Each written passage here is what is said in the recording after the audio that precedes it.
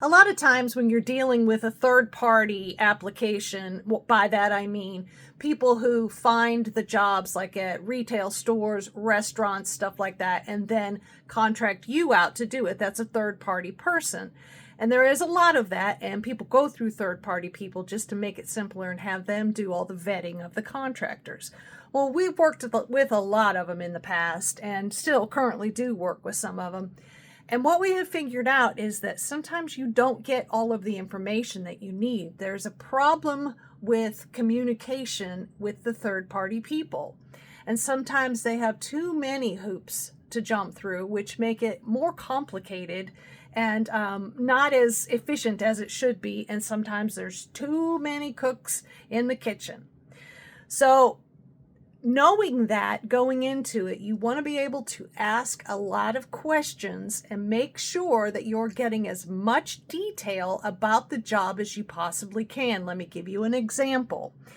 We were doing a flooring job this morning. We had gone out and looked at the flooring job, gathered as much information as we possibly could. But nobody told us that there was a separate little box of little tiny strips that needed to go in between these glue-on vinyl pieces. So the first time we hear about it is the morning of, and we didn't even hear about it. There was a picture sent, and no explanation of what that picture meant or why. They did, however, ask us to send updated pictures as we went along. So in doing that, discovered that the little strips weren't on the new floor that we're putting down. Well, that's a problem because this is glued down stuff and you can't just exactly pull it back up and put these little tiny half-inch strips in there.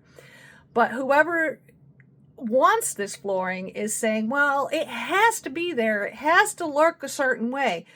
Well, this is the first time we're ever hearing about it in any of it, in the written work order or anything.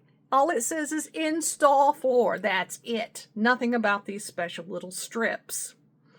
So what we've discovered too is the people coordinating this stuff in the third-party groups have never been in the field. Some of them may have never even picked up a drill or a hammer or anything, so they don't know the logistics of actually working with the people out in the field, working with the materials that are given, not getting the right information to begin with, and then getting mad at us when things go haywire.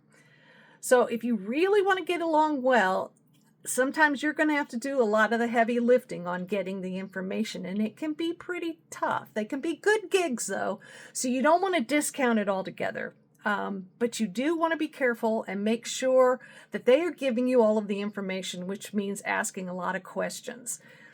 It can be tough. It can be difficult, but you got to at least try all you can. And here's my biggest tip. Document, document, document.